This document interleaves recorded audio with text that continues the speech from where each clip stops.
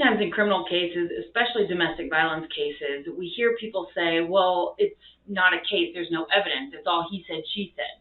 The problem is, legally, what someone says is evidence. And I want to dig into this for a minute. The idea of he said, she said, so in other words, saying there's no evidence of anything broken or no video or no pictures, those things are helpful, but in a court of law, evidence can be taken in any number of ways. So different types of evidence include police reports, pictures, 911 calls, videos, surveillance, and testimony or statements. That is where that he said, she said thing becomes a problem, because statements are actually evidence.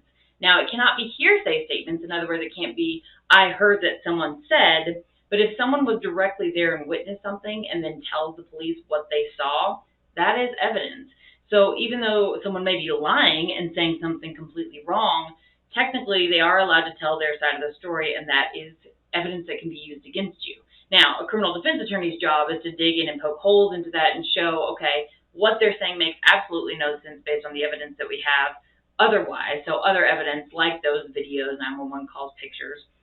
But statements themselves can be and are evidence in any criminal trial. That's also why it's very important to remember that you have the right not to make a statement, because your statement, if you're the he or the she, your statement will be used against you if you make any statements, just as their statements can be used against you in the same way.